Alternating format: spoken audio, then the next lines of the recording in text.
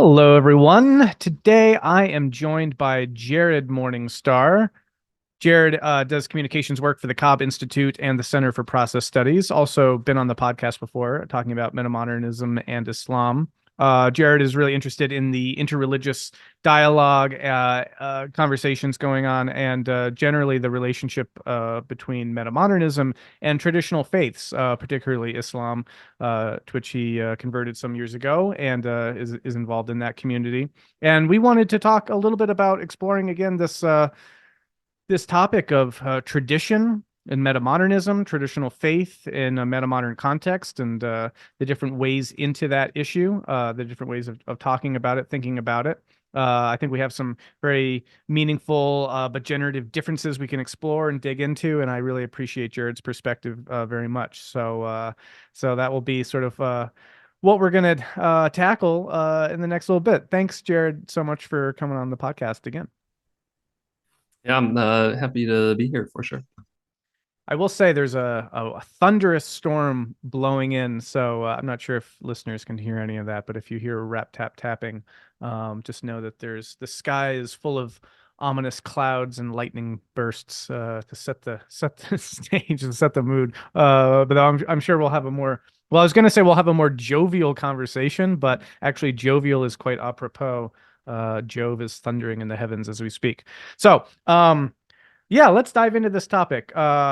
So, you know, as we were talking about briefly before we started recording, a lot of the context here is very much informed by the recent conversations around Christianity, metamodern Christianity, and which itself was sort of instigated by some high profile conversions to Christianity. My conversation with Jordan Hall, getting into some of that, which Daniel Thorson's podcast with him sort of kicked off this sort of, series of interviews that he's done to explore this topic. And since then, yeah, this really interesting conversation has emerged, trying to navigate the proper relationship, I guess would be one way of framing it, between sort of orthodox traditionalism or more orthodox traditional forms of faith and whatever it is, this thing that people are calling metamodern spirituality, which we can think of as sort of an umbrella term that I think can encompass different kinds of religious frameworks within a metamodern sensibility. So we can go at this topic from a number of particular religious traditions. I'm sure Islam and tradition and Christianity will both factor in. Um, and yeah, so I know that, based on our previous conversations, there are different ways of coming at this issue. And I guess I'll just, tee you up and say, offer some preliminary thoughts on the topic. How do you see these things relating? How do you think these things, kind of find the most productive and successful Mhm. interrelationship with one another? Yeah, so on the one hand, I'm definitely excited about some kind of zeal of diving back into traditional religion, and trying to, imbibe those forms of life. There's a lot of vitality there. There's a lot of wisdom, a lot of richness, modes for community organization and engagement along ideally ethical lines, but also for meaning making, sort of coherence. There's a lot of good stuff in these traditional religions. Not that there isn't baggage as well. So excited about that. I mean, I'm participating in that and have for a number of years now. Before it was trendy, and with a less metamodernly trendy religion. Hopefully, you all can catch up sometime soon. But Yeah, this is, if people didn't think meta modern folks were hipster enough, right? Now we have to say, oh man, I was doing the whole trad religion thing before it was cool. So yeah. yeah, totally, totally, totally. But on the other hand, I absolutely have some worries about how this return is a sort of reactionary pre-modern movement rather than something that actually kind of in fullness with a kind of integrative impetus can take on what we've learned in the past couple centuries, philosophically, scientifically, etc. And also, I mean, there's not insignificant political cultural intersections here as well. There's certainly a lot of ways that, especially our Abrahamic religions, can be captured by culture war dynamics. And so when one is feels some kind of pull or push towards this traditional religious sort of devotion and having that identity for oneself, taking that up, it's good to be a little self-critical about what kind of motivation is actually behind that, and is it this kind of tribalistic culture war sort of thing, which I think is a very bad reason to be involved in Mm. this, and significantly distorts and degrades much of the good stuff I outlined just a bit ago that I do find in these traditional religions. So Yeah. that's kind of the broad strokes of what I some of the dynamics I see in the field, some hopeful stuff and some concerns. Yeah. Thanks. That's awesome. That's a really good framing. And I also forgot to mention, and I highly recommend people check this out for a little bit more context from on where Jared's coming from. You put out a video, Metamodern Christianity, Hermeneutics, and the Modality of Truth Claims a little while ago, less than a month ago, about 45 minutes, just offering some reflections on this, and thought that was really great, really valuable. And I also, just as sort of a side note, yeah, am enjoying the ways that not only that the thunder is bellowing overhead, which again I'm not sure if anyone can hear, but I'm enjoying the ways that sort of these conversations are taking on a new life in different spaces and different places. Having these video reflections is a really cool way to be able to, yeah, keep the dialogue kind of going in real time, and I really appreciated that video. So yeah, let's dig into that, and I guess maybe I'll offer my own perspective as a bit of a foil. And then you can kind of say how you see things differently. Right. So I'm particularly anxious about those sort of reactionary elements that you've named. And given my background, which is kind of comes from a very traditional kind of fundamentalist background, and having had some experience with kind of the darker sides of tradition, which actually I think is the name of a piece also that I wrote about this topic, the dark side of traditionalism, mythic traditionalism. I'm very concerned about the ways that people who maybe lack that experience or perspective might be moving very excitedly into traditional forms of thought without sort of all of the, I don't know, most proper contextual information about what comes along with that. I'm reminded of that scene in Aladdin, right, where Jafar wishes to become a genie, right, because he wants ultimate power, and then he does. He becomes this big genie, and then it turns out, that that comes with itty bitty living space, and he's got to become, he's enslaved now to the lamp and that sort of a thing. So it's a little bit of a careful what you wish for, takeaway there. And I want people to be, yeah, mindful and wary of some of those other things that are coming out of this. And so because of all of that, I tend to view this whole issue much more through the lens of development in such a way that different sort of stages of the faith progression sort of lead from one to the other, but there's a lot of leaving behind that happens, right? There's, both of us are really involved with integral framings, integral philosophy, integral theory, and a lot of that language of transcending and including tends to emphasize including. But as I've really grappled with a lot of these developmental framings, I have trouble understanding always what that inclusion part looks like, right? My developmental growth into adulthood included childhood, but that doesn't mean that I, in my adult state, sort of include my childishness in the same way, right? And again, that's a crude analogy. I'm not trying to make a direct comparison. I'm just saying that in certain kinds of developmental progressions, there we move through things, but we leave things behind as well. And I tend to see traditionalism as a certain kind of framing of ideas that a lot of which, let's say propositionally, we leave behind as we complexify in our thinking, even as other things such as practices might be carried forward. So that's kind of how I'm coming at it. But I think there are many other ways of seeing it. And I think you're trying to articulate other ways of approaching the same issue. So what do you, how are you approaching this issue? And what is my framing that I just described? What are the problems with that? I don't know that I have any real problems with that. I think I'm actually quite on the same page. I guess if anything, I caution a humility toward quick judgments about what qualities, characteristics, practices, dogmas in a given tradition we kind of label as the stuff that, oh, that's the pre-modern stuff. We're Mm, just kind of gonna leave it behind. But I think kind of skewing too far the other way, like extreme deference towards all that exists within our received religious traditions is obviously quite a noxious standpoint. Great way to sort of continue patriarchy, violence, all sorts of things. So there does need to be absolutely this critical edge.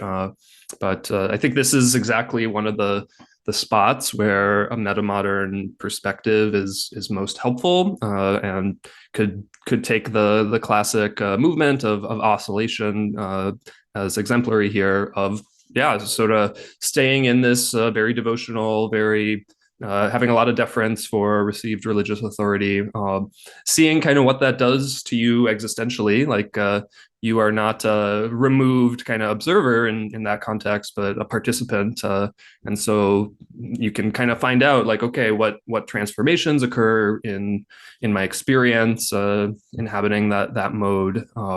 And that's very useful data as you kind of move forward. But similarly, what happens if you do put some of that distance, step out, use some of these critical frameworks to take the tradition as an object rather than what you're seeing the world through, and see what that does as well. Rearranging some of these things, tweaking, bringing in stuff from the outside, seeing what that sort of causes, what emerges when one does. So I have a very kind of experimentalist and like mm, pragmatist experiential approach here. Um, but yeah, just as kind of a concrete example. So mhm. got the Black Plague in Europe and kills a lot of people. Back then, they don't really know about germ theory and pathogens and such, but Jewish communities are faring better in Europe in this time, and part of that is due to some of the ritual purification activities.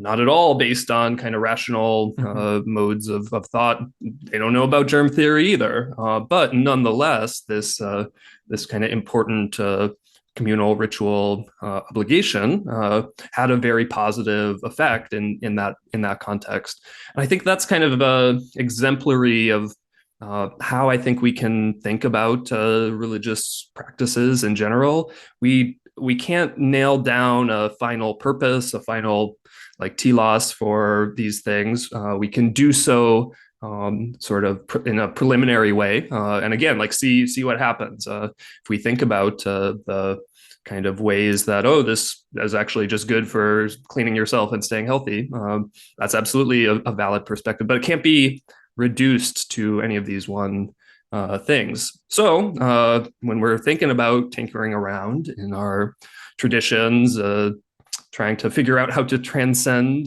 certain things and maybe modify or straight up just chuck them into the dustbin of history. I think this is an important kind of perspective to take, one that I would say is very much kind of grounded in a certain intellectual and spiritual humility.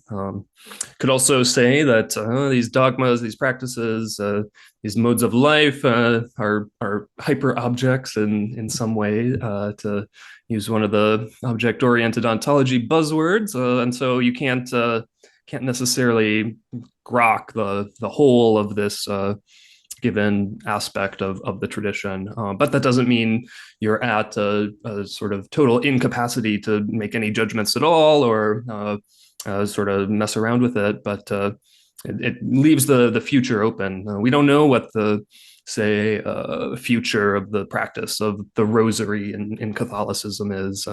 Who knows what kinds of emergent Mm. qualities and experiences that could have in 100 years. Yeah. And so I think we want to be careful not to preemptively kind of just transcend without playing around with diverse and open-ended modes of inclusion for at least a lot of the things that have been handed down to us by tradition. Yeah. So there's a lot there, and I guess all I can really do is offer just some responses, some reflections on some of that, because a lot of that, yeah, is really important stuff to add into the conversation. I'll pick up just briefly on the hand washing bit. So there's this old functionalist school of religious thinking, right? Which I think kind of goes back to Durkheim, who was sort of the father of sociology in the late 19th century, well, yeah, late 19th century. I think in 1904 he published the elements. What is it? The elements of religious life. I think something to that effect. And incredible, very influential, seminal text. The elementary forms of religious life. That's what it's called. And he was sort of taking this tack. Studying sort of indigenous populations in Australia. Well, not directly. He was sort of an armchair sociologist, but studying the accounts of indigenous communities in Australia, practicing various kinds of totemism. That there were certain activities that they were engaging in that from a quote unquote modern scientific vantage didn't make sense.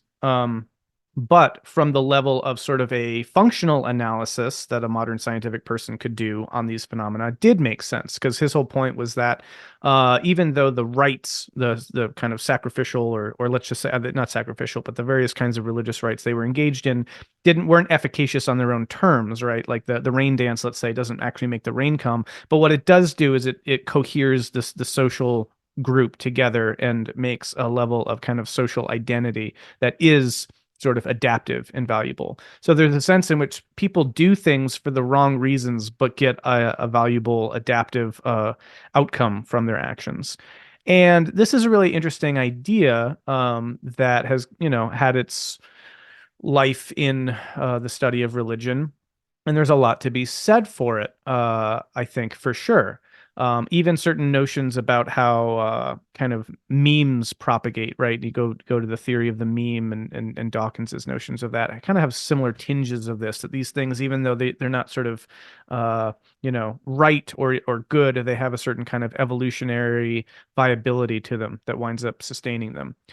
So there's a lot to that. And while I see a lot of functionalism offering a lot of insight, the challenge becomes what when you are an individual in the community who becomes aware of the dynamic involved. I was just talking to someone here who was here for the spring residency, who was talking to me about this notion of causal opacity, which is like we'll do things, but the reasons that make them efficacious are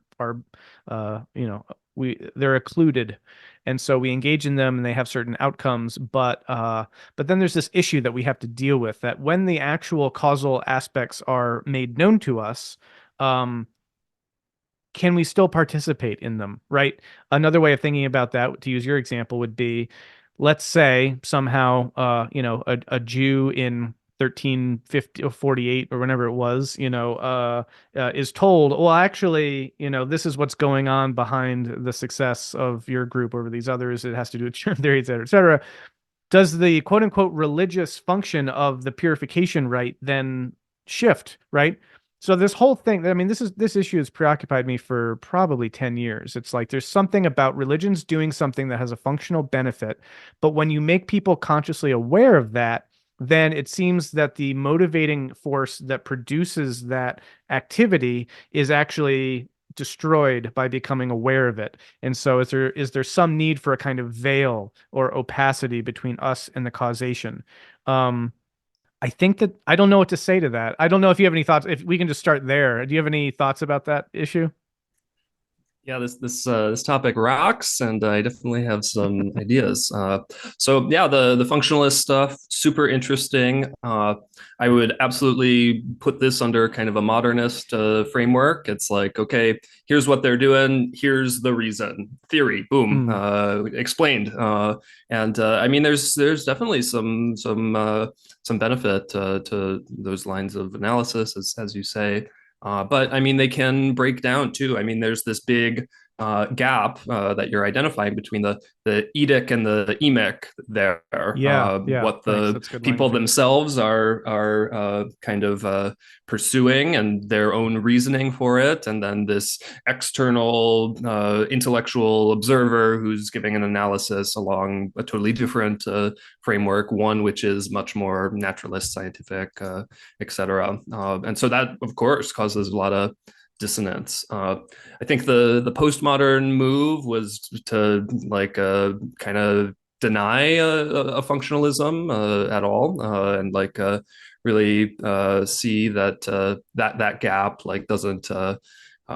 There's no coherence there or something, and so okay, we can't identify a function, so we need to just kind of describe in as kind of value neutral ways as possible, use sort of ethnographic accounts and take those as data, kind of a more face value type of way. But obviously, that's like a very relativistic sort of move, and now kind of all you can say is, oh, this community does this practice because this is what the community practices. Basically, there's like there's not really a further justification beyond just the fact that it kind of exists. And so, from that standpoint, there's not really a way you can shift practices, you can make value judgments, etc. What I think the metamodern move here is to be like, yeah, we can for sure do this kind of functionalist identification, but in this way where it's never going to be understood as like a final or complete account. Yeah, for sure. The hand washing and practices of various religious communities have this additional function of promoting health because they get rid of germs that otherwise may be transmitted. But that itself is not the sort of central, full, final telos of this practice, but as part of it, it's one aspect. And similarly, the community coherence that the rain dance provides, that's for sure an aspect of the function of this practice, at least at a given context and a given historical moment. Another function could be the altered states of consciousness that are produced by the dancing and the synchronizing of human activity. Another aspect could be attuning to the natural world ecologically. And so I think we need to carry some of this functionalist thinking forward, but in a with a more humility, basically. And I think that is going to be what some of the fluidity there is going to be what allows for actual engagement and conversation between the Etic and the Emic sides of things. And so, I mean, that's going to mean actual like personal existential involvement on the part of folks who are quote unquote on the outside trying to analyze things. I think that that quote unquote objectivity of the kind of scholar researcher, it's one data point for sure, but another data point is the actual experience as an insider as well. So Yeah. trying to gather as much of those data points as possible and integrate them, I think is going to be what allows for not kind of the stalemate tension between the Etic and the Emic that comes from the modernist functionalist analysis, and not the stalemate of just kind of pluralism where no value judgments can be made that happens in the more postmodern move. Yeah. So Awesome.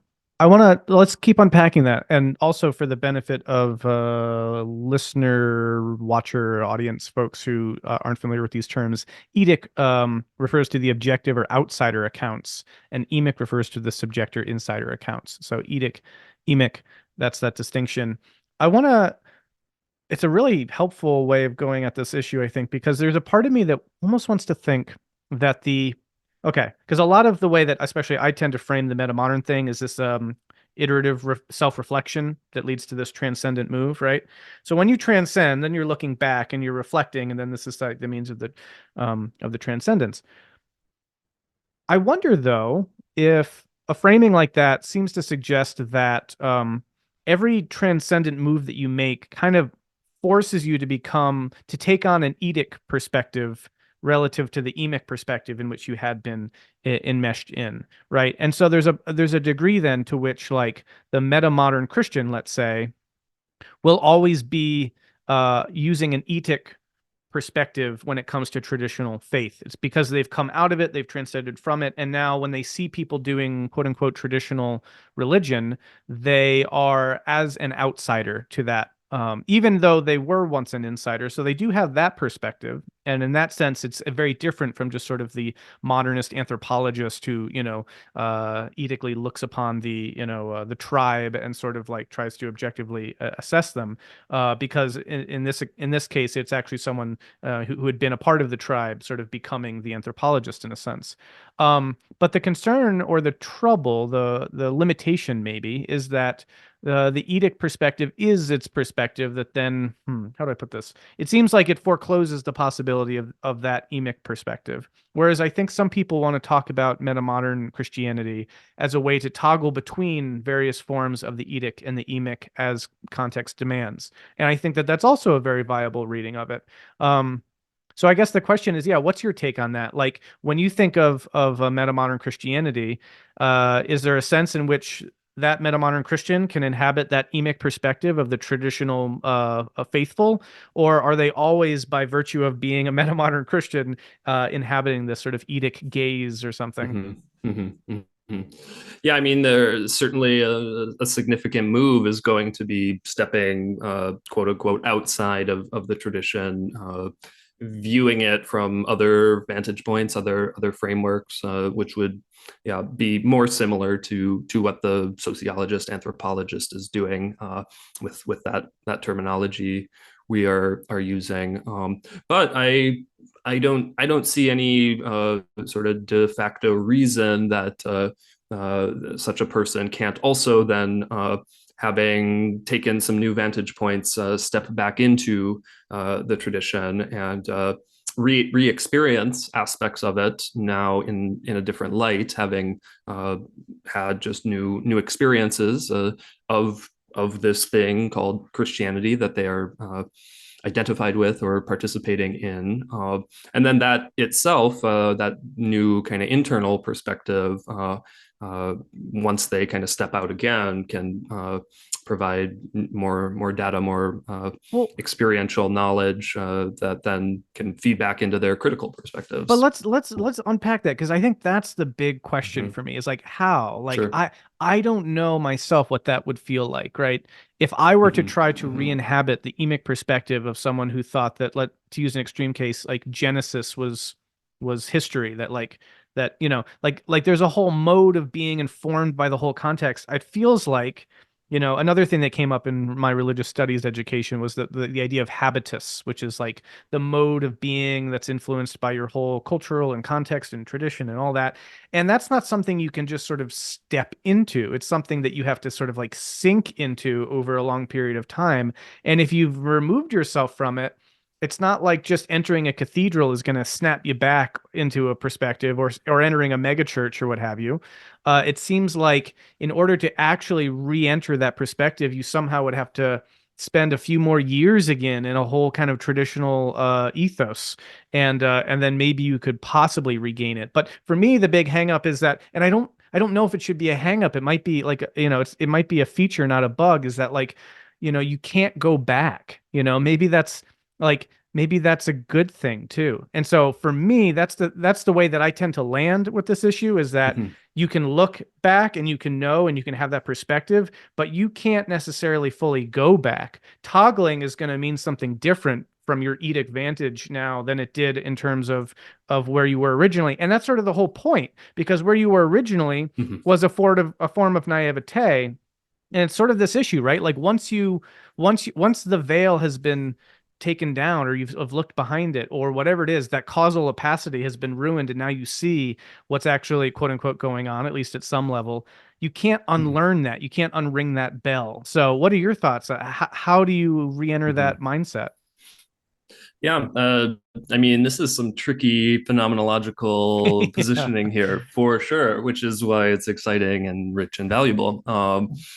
So yeah, I think an important kind of aspect here is the things that we say call pre-modern in tradition are very diverse. And being a young Earth creationist is quite different than, say, the hermeneutical readings of Genesis given by the Church Fathers. Yeah. In their own historical milieu, I would very happily call the young Earth creationist naive. I would not use that same descriptor for Saint Augustine, Dionysius, the Areopagite, these sorts of figures. Mm.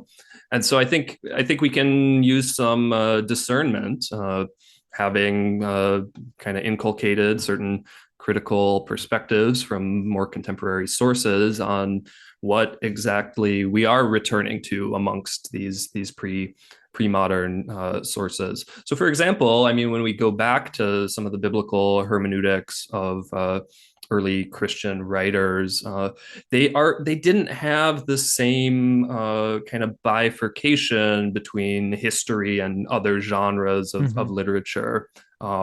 So to read their accounts and then the Bible as such, as a historical document, that isn't actually accurate to the pre-modern worldview Yeah. that they were a part of. They were prior to that divide. Can we ourselves, as people who have sort of internalized this sort of mode of thinking, where history is a very relevant and important category for understanding things, somehow step back into a framework where we don't have that distinction between historical accounts and, say, mythic accounts? That's a really good question. And I'm not sure it's one that I don't think that question can be answered from the Etic perspective. I think you need to actually jump back in as someone who does have some of these modern frameworks and actually, yeah, just experientially, experimentally try it. See what happens to try to get to a place where you're able to be phenomenologically prior to some kind of distinction between mythic and historical readings of a text. But again, that's not where we sort of land in some final ultimate sense. We do also want to come back and whatever experiences or perspectives we've kind of obtained from that, also then think critically about considering historical thinking. But I don't know. I think it is possible. I do think it's possible. I don't think there's a sort of program for doing this kind of work, and I think it's going to be very tradition dependent. Hmm. Exactly what that looks like.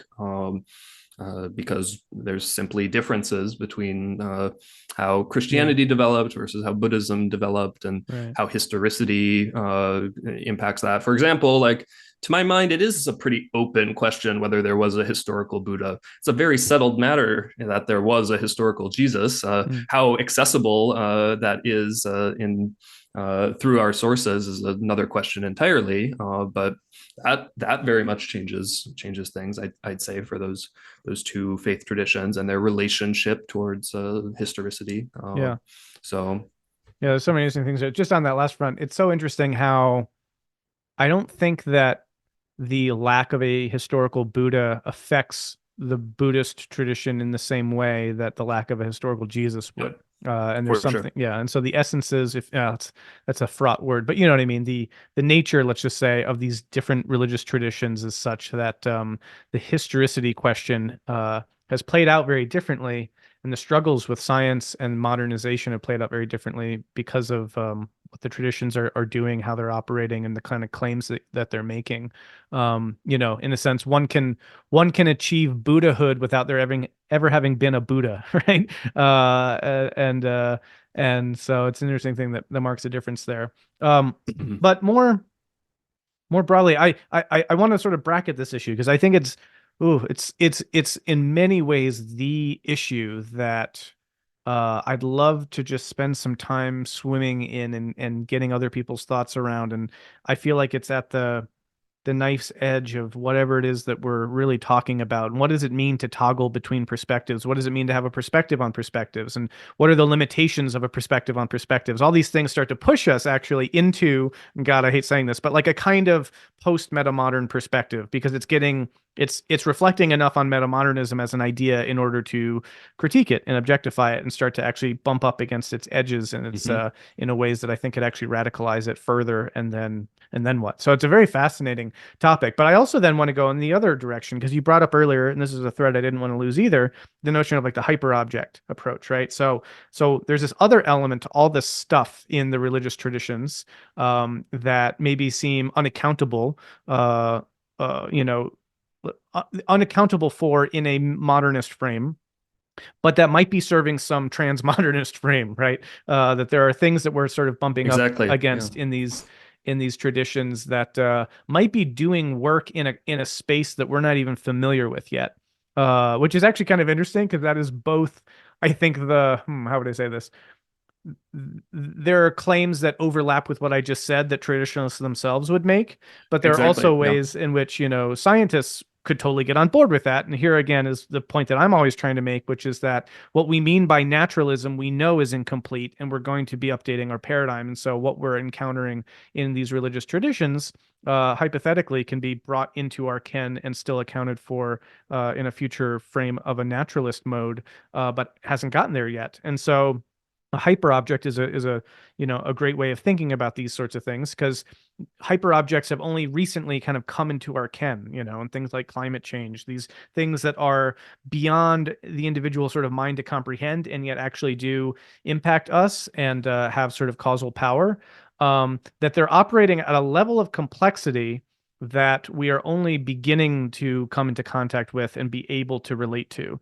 And yet there are ways in which complex phenomena have always interacted with us and we with them before we had any degree of, relative, what would you say, enough information or knowledge to be able to understand the sorts of things we're interacting with. And this gets us to the whole sort of trans-rational question. Like, what if these certain kinds of religious phenomena are pointing us beyond the modern rational into a domain of complexity that we just haven't grokked yet? And so that is where I tend to orient the religious question, to the degree that there is, that there's gold there as well. But then that does raise the question of how do we separate the gold from the dross? When do we know when something is just sort of, an early, kind of pre-modern sort of miscalculated notion of causality, and when do we say, oh wait, no, there might be something here that's pointing us to something even more complex? So what are your thoughts on all of that? Yep. Yep, that's one of the questions, huh? For sure. Yeah, I'm totally tracking exactly how you outlined that. It's like, okay, yeah, from the pre-modern perspective, this rain dance has a certain causality that we as moderns would call supernatural or something.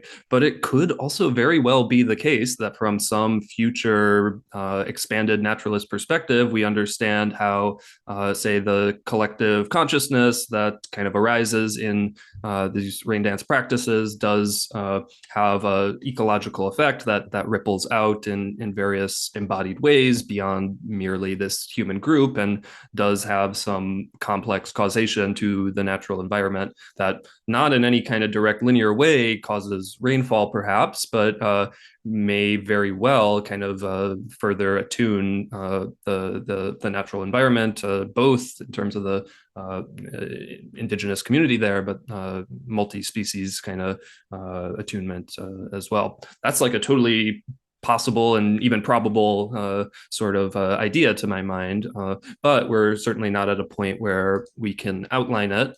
And even if we could, I still think it's important to not have that be all right. Case closed. This is kind of we've explained away the rain dance with this complex ecological hyperobject thought, etc. I think there's always going to be kind of more to it, which is kind of the whole point of the hyperobject idea. But yeah, what can we do in terms of where we are right now? I think the best we can do is continue kind of dancing with different perspectives, not merely in kind of uh, the mode of the analyst outside, but coming in and out and letting these interior and exterior perspectives feed back into one another in ways that are going to enrich and complexify our understandings of what's going on, not only along kind of scientific naturalistic accounts, but also experiential phenomenological accounts, and finding ways that these aren't just two kind of dualistic separate domains, but are actually interwoven in complex ways. But I don't think we can get to that without doing some of that toggling oscillation in complex ways, and ways that are kind of earnest, in line with our own integrity, which of course themselves are informed both by the traditions we may be a part of, but then also more contemporary values of intellectual rigor, which are definitely informed by things like naturalism. So yeah, I mean, very complex process for sure. But I think that's the best that we can kind of do. I don't think there's any kind of foundationalist epistemological account that can kind of save us and provide like a clear guidance. I think it is very improvisational. I think some jazz musicians may be better exemplars here than certain kinds of, say, Cartesian philosophers or Newtonian style physicists or something. Yeah. So, yeah. Yeah. So gosh, there's a lot. So I want to, yeah, like to try to tie some things together here. Actually, I have an example. Oh, well, here's what I want to say immediate, and then I'll dig into this. But like, I think there's progress that we can make. I think that we can move forward in clarifying these issues. And I agree, we don't want to fall back into this sort of modernist, again, stance and then think that we can kind of totally wrap our heads around this project and develop some kind of strict criteria that will, every single time solve these issues. But I do think these are the things that need to be clarified. As long as, I'll put it this way, as long as we don't move towards clarifying them, we're going to find continual confusions that keep cropping up and that keep causing harm, I guess, to be very direct about it, right? Because, and this actually points to, I think, there's something going on here that I think needs to be considered a possible means of developing a criterion for some of this stuff. Because when I think about what I tend to think of as like the pre-modern aspects of traditionalism, they are the things that you mentioned earlier, patriarchy, certain kinds of oppression, certain kind of close-mindedness, and you could go through kind of a list of these things that in the long run wind up leading to, a kind of narrowing, a kind of constriction, a kind of they decrease well-being, at least in more expansive contexts, right? If you hold to a creationist account of the world, that is naive in a modern context. I agree with you that someone like Aquinas or Dionysius, naive isn't the right word there. So there's a relational aspect between people using these ideas and the worlds that they live in, where it's one thing, right? Like if the information exists, but you don't have it, or you don't care enough to have it, or you willingly just are, playing blind to it. All of those things are represent different kinds of ignorance, right? And ignorance can be willful, it can be unwillful, and all these things. And so the reason why someone lacks knowledge really matters when we go to assess what's going on there. And I think that that's important. And so when we talk about a certain kind of naivete that seems to presume that there is knowledge to the contrary that is of a higher quality that is not being engaged with, and then you'd have to then assess, what's going on there. I wanted to make that point, but it's sort of a side point. But it's more this issue of if we can get clear about what the downsides are in contexts where, like, you do have, a more robust science, and yet you're still using a creationist account, you're going to see negative impacts, right? You're going to see when communities of faith, for example, rely on traditional healing techniques that don't work, and then children die, like, I'd say that's a bad thing, right? And yet there are no ways of adjudicating that sort of a thing in that kind of classically relativist stance. So we need to be able to say, yeah, that wasn't good, and this would have been better. And I think that by homing in on the decrease of well-being, the decrease of flourishing, and the decrease of viability, there's a kind of proto criterion that we might have at our disposal there for being able to assess what is actually moving us towards the more kind of complex hyperobject intuition of religious phenomena, and what's actually maybe pointing more towards like pre-modern superstition. So I wanted to say all that, but I wanted to try to tie a few things together to make an example of some of this stuff, right? So we've been talking about Durkheim, we've been talking about causal opacity, we've been talking about these potential ways that complexity and hyperobjects could be operating as a better frame for understanding forms of traditional religious practice.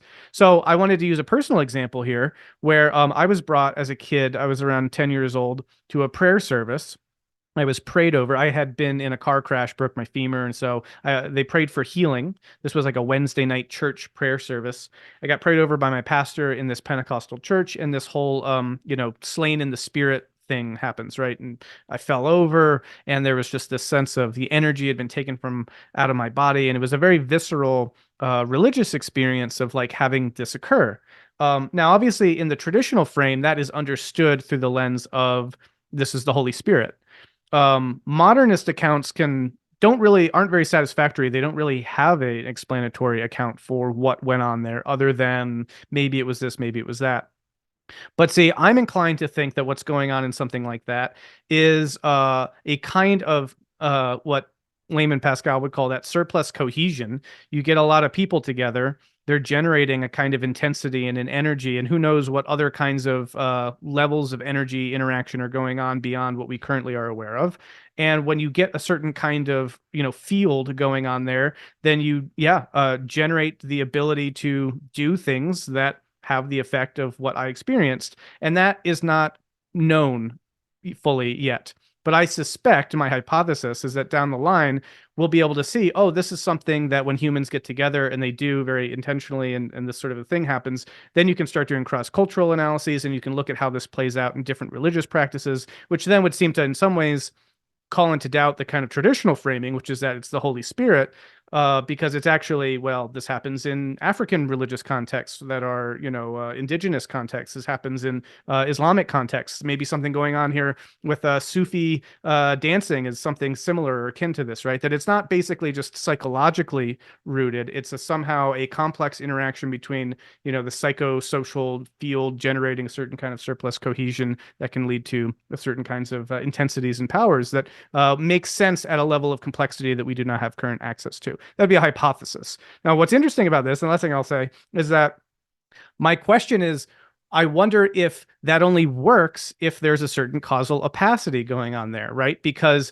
if we did develop the science where we could track all this, could you then do it, if that makes sense, right? Or do you need to think it's the Holy Spirit? Do you need the congregation to be coming together in a certain way? Maybe you could even say with a certain naivete in generating that energy, and that as soon as people are made aware of quote unquote what's going on, it doesn't work anymore. So anyway, that was just some thoughts. I don't know if there's anything you want to respond to that. No, nothing. Just kidding. Yeah. A couple things. I love the kind of way you're outlining this. I think our friends working in 4E cognitive science are kind of paving the way to be able to give some of that much more kind of satisfactory analysis.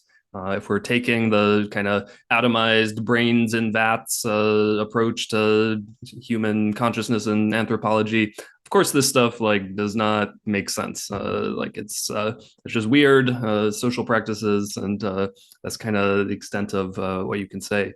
But of course, if cognition is embodied, enacted, social, obviously there's going to be like ways that interacting in complex embodied ways socially produce changes of consciousness and semi-reliable patterns, and yes, cross culturally.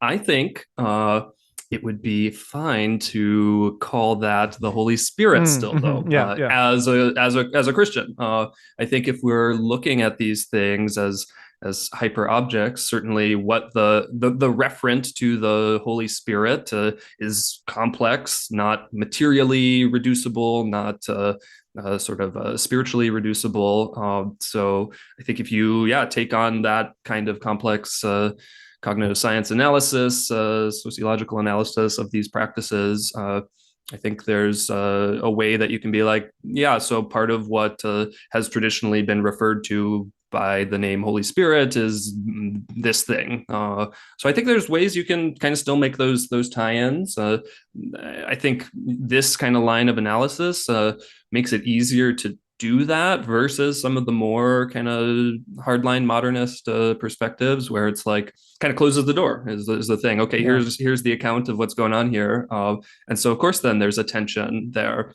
But likewise, you need to have a flexible way that you're holding the traditional material to be able to then say, yeah, okay, this is the Holy Spirit includes psychosocial practices that are cross right, culturally replicable, which is why I think sort of a pluralism is going to be an incredibly essential aspect to theorizing a metamodern religion, metamodern spirituality. And I think there's worse and better ways to do that. And again, this is going to end up being tradition specific. So, as an example, when you were talking with Jordan Hall and you kind of pushed him on this question, he ended up with what's called an inclusivist sort of framework, where it's like, yeah, these other religions may be valid, but they're valid because they are participating in the yeah, Christian reality right, disclosed by the doctrine of the Trinity. And so it's like, okay, like this is accommodating, but you're kind of stuffing everything into your team's framework, your tribe's metaphysics, understanding, etc. And I don't think that's sufficient. I don't think mm, that is where we want to end up. I think you need really earnest cross tradition critical analysis and cross fertilization, some element of syncretism, because frankly, these world religions all developed out of intercultural exchange mm, to even get to sort of philosophical explanations of something like the Trinity. That didn't happen in some Christian vacuum. I think a more thoroughgoing, more humble sort of approach to pluralism is going to be essential here in allowing the kind of flexibility of how we're holding the tradition to come into full contact with these more metamodern frames that are going to be giving some accounts of why these practices work, what the function is, these sorts of things, again, in open-ended, revisable sorts of ways. yeah. That's great. I totally agree.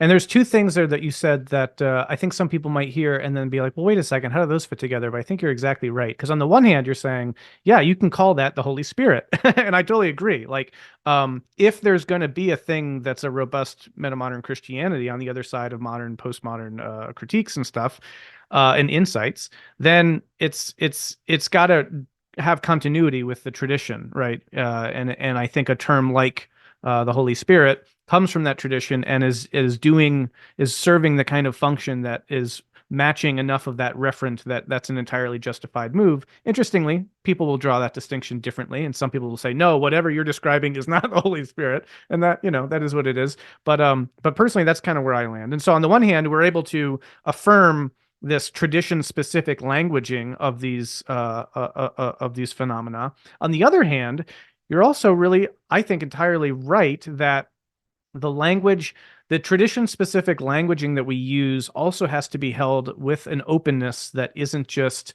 that kind of inclusionary framing that you're talking about. And I had a conversation with Nate Heil of Grail Country, and a similar thing came up of sort of like, yes, Christ is in all the other world religions. And I'm like, I don't think they'd say that, I don't think that a Jew would like to hear that they're cool because they're just doing the Christian thing. Like that misses something really important.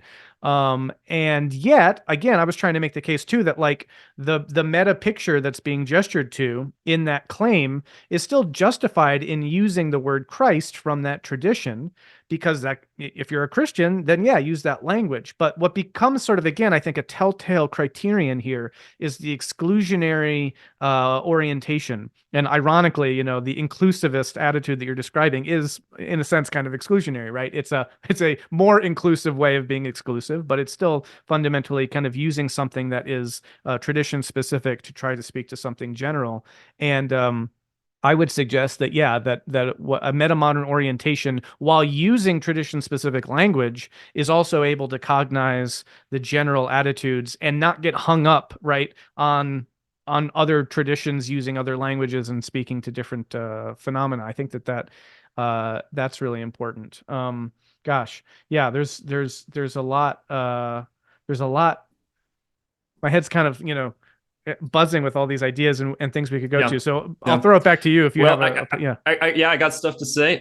So yeah, I think something very important to be working on right now as a like result of this is frameworks for pluralism that are coherent and again humble, intellectually earnest, these sorts of things. And I think there's a handful of live options, and I'll kind of go through those a little bit here.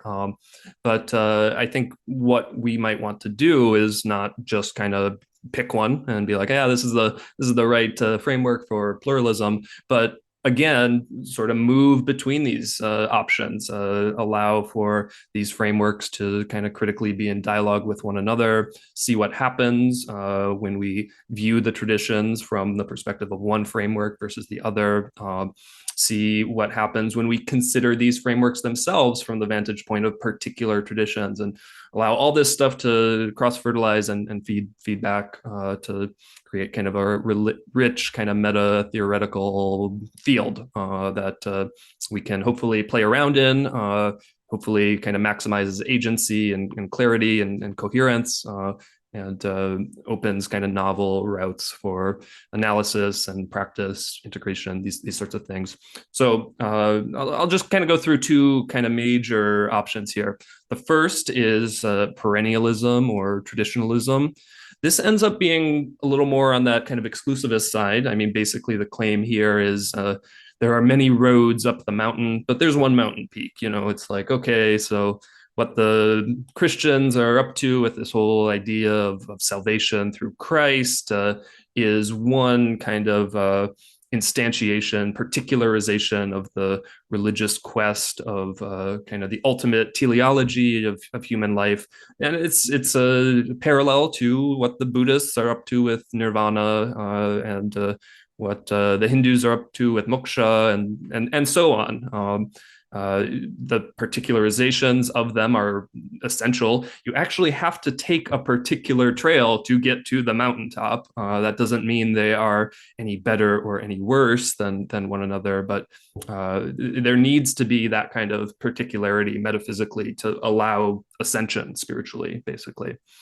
Another option is what the folks in my process philosophy tradition have developed called deep religious pluralism. And here you have a totally different perspective. It's like, okay, there are multiple ultimates. What the Buddhists are up to with nirvana is absolutely distinct from what the Christians are up to with salvation. And there's ways that is sort of better at kind of handling the emic perspectives. It's like, okay, like it's kind of tricky to force fit Christianity and Buddhism to having the same ultimates without kind of watering things down, kind of decreasing some of that particularization, giving accounts of what the kind of final teleology of Christianity is that are going to be kind of incomprehensible to a lot of sort of lay believers. So the process perspective has the benefit of being able to kind of track with that a bit better, and hopefully allowing one to kind of cross-fertilize a little bit more. If you're encountering a form of Buddhism that is more true to how Buddhists themselves understand it, yourself as a Christian. So this is what process theologian John Cobb did with his like kind of Buddhist Christian dialogues that he's been involved in for many decades. You're in a position to kind of better integrate some of these more kind of authentically Buddhist perspectives back into your Christianity in a way that has really enriched it with something distinct and novel. Yeah. But the whole idea of multiple metaphysical ultimates is that's kind of shaky. A lot of people are going to have a difficult time grokking how to understand that and kind of the existential sort of relevance of that sort of thing. So hence why I think, yeah, let's do some tango with a couple of different of these perspectives, and hopefully that can give us some options for finding some of the similarities, finding some of the commonalities that for sure do exist, and making those integrative moves, but also keeping an open space for really encountering otherness, alterity, and then being able to hopefully bring some of that genuine novelty into our own traditions, because there's rich stuff elsewhere out there for sure. So yeah, no, and hearing that, I mean, the impression I get is that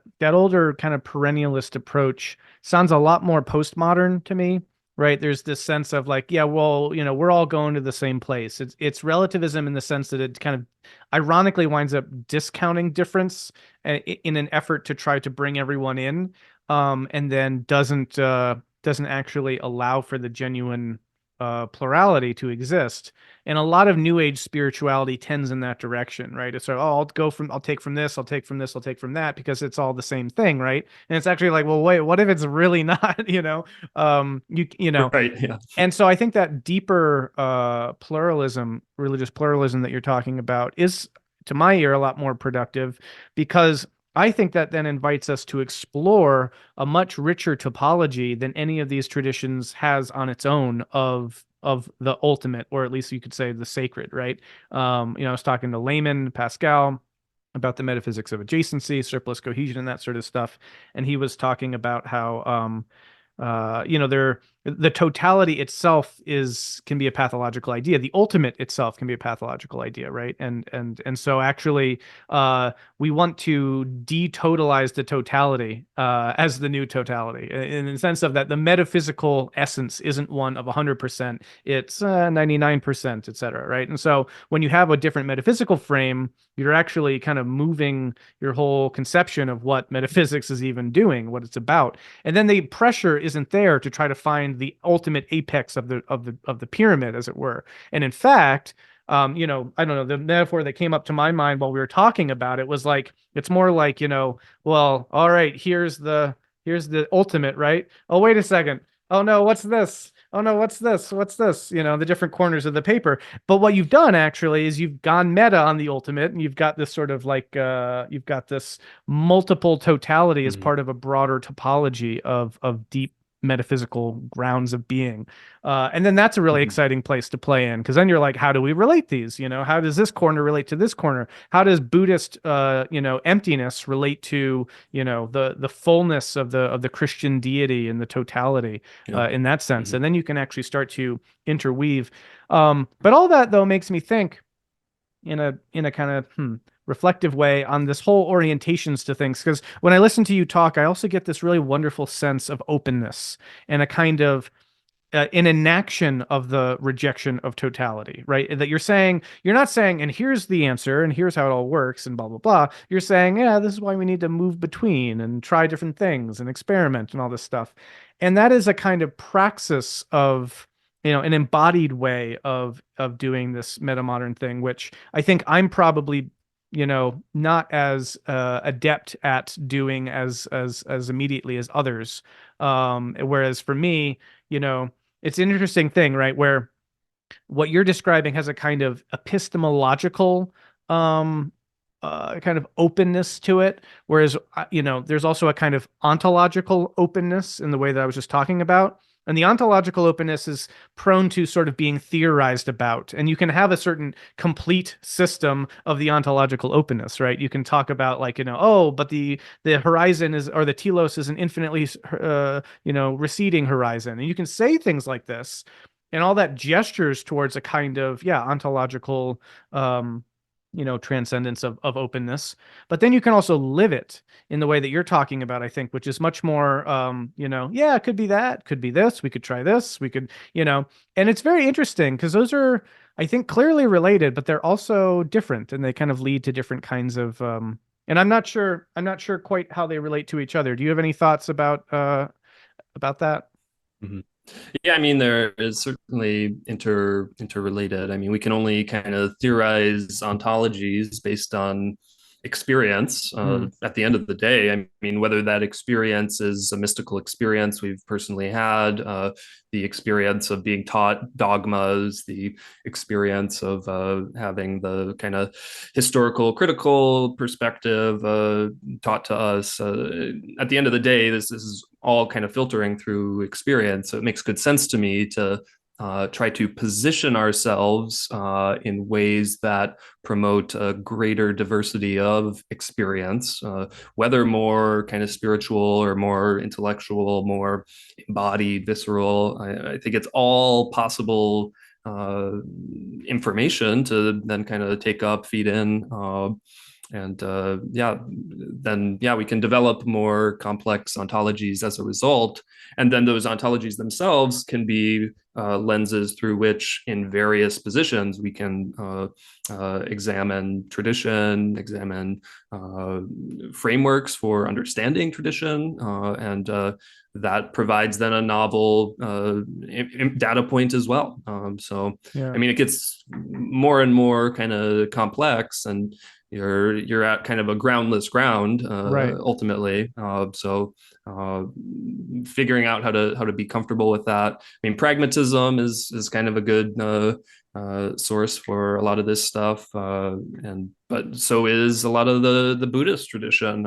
Hmm. Figuring out how to sort of move forward productively from the perspective of emptiness, groundlessness. But so is the Christian tradition. I mean, I think how Kierkegaard looks at the leap of faith is Mm, exactly what is happening in a very complex iterative process mm, in all this stuff.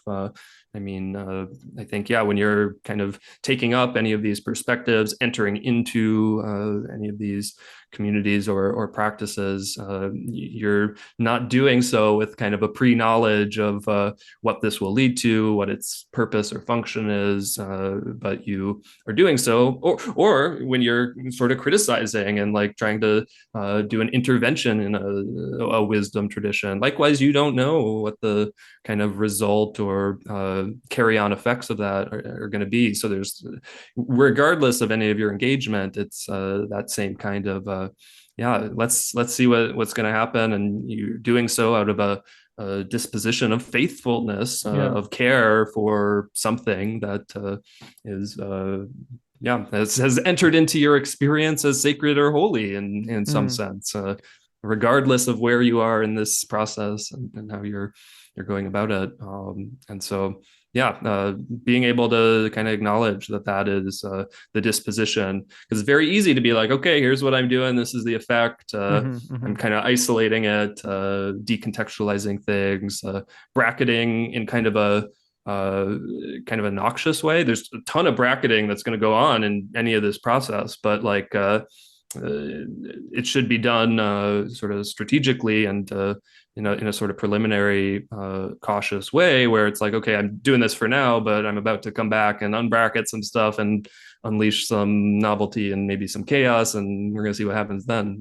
But I mean, very commonly, and I certainly see this in some of the metamodern Christianity stuff, the bracketing is kind of final. Mm, There's kind of ways that it's like, okay, we're not going to actually like step out and kind of interrogate some of this stuff. I mm, definitely saw that in your conversation with Paul Vanderklay. It seemed like, okay, some of these topics we're just kind of going to bracket up and be like, okay, this would be a modernist way to approach this. And it's like, well, yeah, it would be, but what happens when you do that? yeah. And then kind of feed that back into your perspective.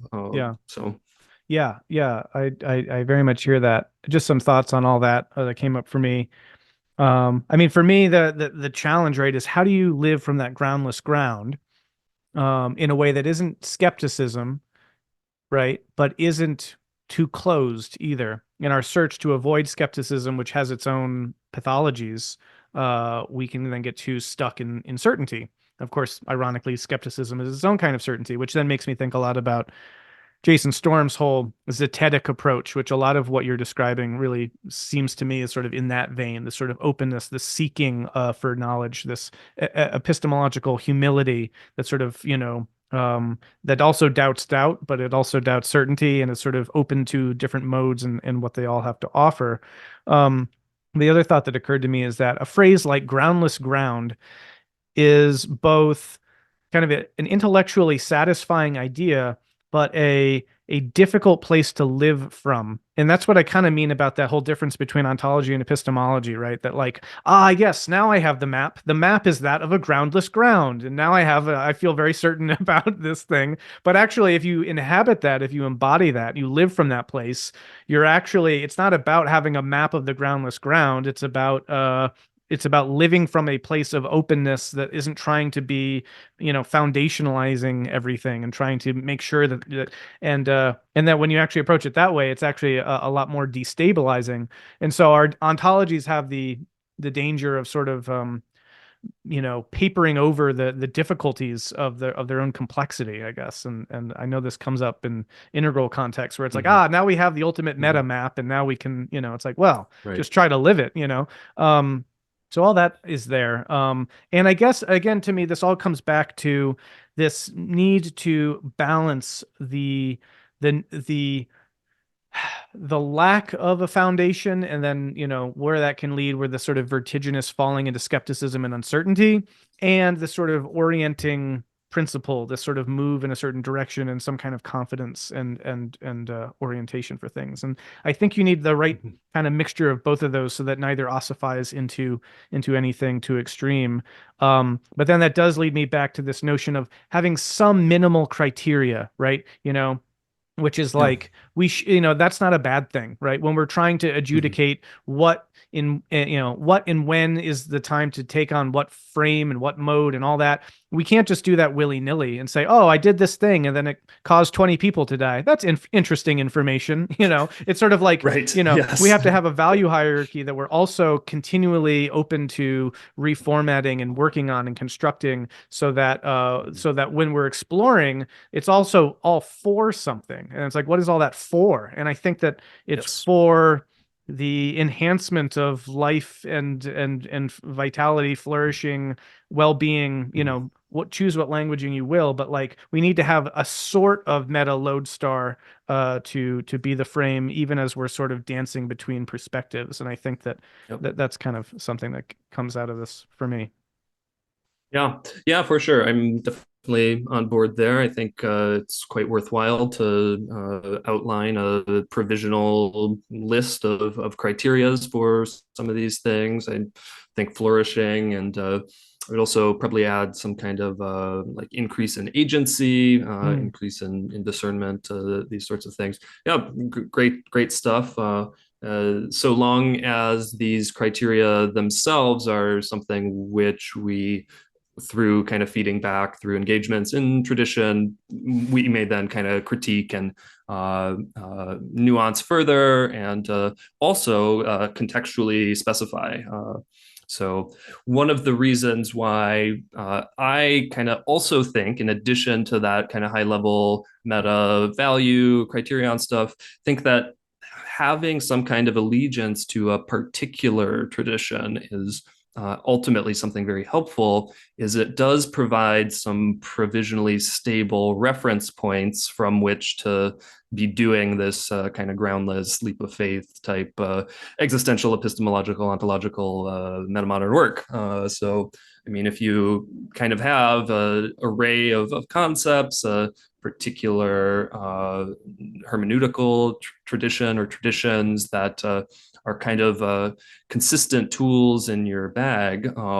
That does, I mean, even as we're still acknowledging, this is kind of a zetetic, humble, groundless, blah blah blah type task. Having some of those reference points that are semi-stable does allow, I think, for kind of greater efficacy and cohesion as one goes about that. It's also important that one's tradition that they're kind of doing this with is itself deeply integrative and open to kind of having feedback, so that these again aren't ossified principles or dogmas, but themselves kind of open-ended. So hence the kind of provisional stability. But that's ultimately why I have found myself in the Islamic tradition, is because I, in particular, find that sort of viability of kind of a framework for integration is really high compared to other traditions I was considering. So yeah. Yeah. Good stuff. I mean, the last thing I guess I'll just note on that, and you basically landed that plane the way I was intending to do as well, which is bring it back to this issue of tradition and how this plays into all this, which is where we started, and I think is kind of the what brings us back, which is that engagements with tradition can be productive and fruitful in all the ways that we're talking about. But it's not just tradition for tradition's sake, and it's not just you know, how would you say? It's like it depends on the how and the why, not just the what, right? People can engage with the tradition and the what is the same, but then how they're doing that is what shifts, and that there are certain sort of meta orientations to keep in mind. Um, if one is trying to orient towards sort of a maximally and bettering, uh, approach to these ancient traditions, and is really, trying to move towards the good through the tradition. And so I think that keeping those things in mind, having just a sense of them, this has been a really helpful conversation to get at some of that. I mean, just like a metaphor that comes to mind at the moment is that like, you might have a rule that's like, you know, I don't know, on a map or some other, in other context, let's say it's just like head east. And that might be the rule. But what the rule is actually pointing to is that you're supposed to head towards the sunrise. Well, of course, the sun isn't always in the east, right? So if it's actually trying to talk about heading towards the sun, then heading east is only going to work half of the time. And so when you get the kind of meta principle of head towards the sun, then you're like, oh, okay, this is what is actually really going on here. But then when you deepen that further, you're like, oh, well, sometimes the sun isn't in the sky. Sometimes you just need to head towards the light, right? And it's like, oh, okay, well, actually now I just need to, well, there's the light here, and so on and so forth. But what you wind up doing, right, is making things more general, more abstract, in a sense that like you remove them from the concrete particular of head east, and Mm-hmm, then this mm-hmm. winds up becoming a more universal principle of what's really, in a sense, implicit in a more kind of concrete dogmatic approach is pointing you towards something of a more kind of universal character. And I think that engagements Mm-hmm. with tradition, I think, are maximally flourishing when they're following the light, so to speak, in the most abstract. Well, I don't want to say abstract in a kind of disembodied intellectual way. That's not how I mean it, but in the most Mm-hmm. comprehensive way, right? You could say in the most integrative way. The way that's taking in Yeah. more and more of those variable contingent factors, right? And I think that that's what doing this perspectival shifting is allowing for. Is it like, oh, I used to think it just meant head east, and now I see it's actually about the sun because blah, blah, blah, blah, blah. And when you factor in more of that stuff and you take more of those perspectives, you're able to deepen into that initial insight in the tradition in a way Mm-hmm. that is, again, has the continuity where you see how heading towards the light is related to heading east, but it's a much more malleable, tool to work with. Yeah. And so I think that is the kind of approach that I think is sort of maximally beneficial for people working with traditions. Mm-hmm. Any Mm-hmm. concluding thoughts on this topic before we wrap up? Yeah. I'm for sure tracking on the same page. I think simultaneously, as we are attempting to become more meta, more universal, getting towards that head towards the light type perspective, I think simultaneously and relatedly, we want to be deepening into particularity. And so there's, yeah, a certain level of abstraction to head towards the light that can be very disorienting. So, how can we, from historical sources, kind of mine the equivalents of Yeah, head towards the east, and also in continuity in conversation with that, come up with new kind of particularities that actually yeah, are more pragmatic, more grokkable to give one an account of how to head to the light in particular contexts. So I think it's very important for us to have some kind of allegiance and identification with world spiritual, world wisdom traditions as a whole, and view this as some kind of common human and maybe beyond human project that we are co-participants in. I think it's also important, as anyone involved in a given tradition, to be allied with the expansive tradition. So, as a Christian, taking from Catholicism, taking from Orthodoxy, taking from Protestantism, taking from some of the weird Pentecostal stuff too, from the Quakers, from liberation theology. Like, whoa, look at how much rich stuff is here. Like, that's pretty awesome. hmm, Not that there's not plenty of trash as well. And we should acknowledge that. But then I think it's important to have some kind of very particular identification. Maybe you yourself are an Episcopalian or one of the Quakers or a Dominican in a Catholic order. There's some necessity of real community of people who are in conversation with the same exact stuff and following some of the same exact practices, even as you might want to be bringing some critical conversation to those traditions. But these all have kind of different functions, different affordances that they provide, and I think all those levels are important. So for me myself, I am a Sunni Muslim. I follow the Maliki juridical school. I tend more towards the Maturidi theological perspective. Like these aren't like ultimately like super important things about me, but they're very useful for being in kind of a coherent position within this more expansive Islamic tradition that I'm absolutely kind of invested in, which itself is kind of in a Russian doll kind of way within this larger world spiritual tradition, which I'm hmm, deeply invested in.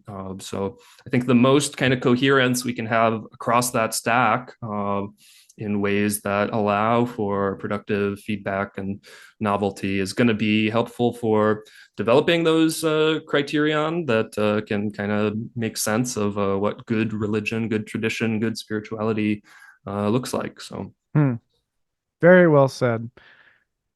I have nothing to add.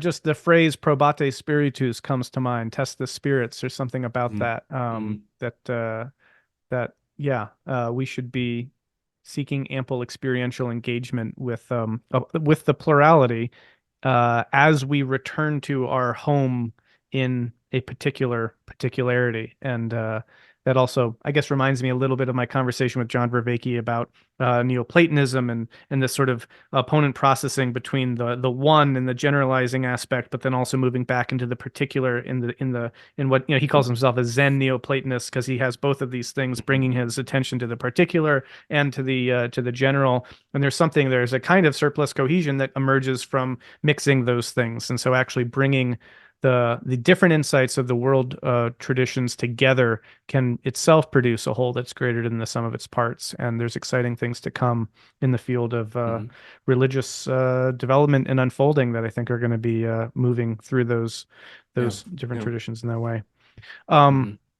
Jared Morningstar, what a brilliant, wonderful human being you are. Thank you so much for taking the time. I always love talking to you, and in your insights here were Likewise. particularly helpful and very, yeah, very personally helpful for me as I personally navigate these kinds of dynamics in my own life, and so Mm-hmm. very rich. So thank you, my friend, very much for coming on the podcast, sharing your time. Appreciate it. Thank you for having me.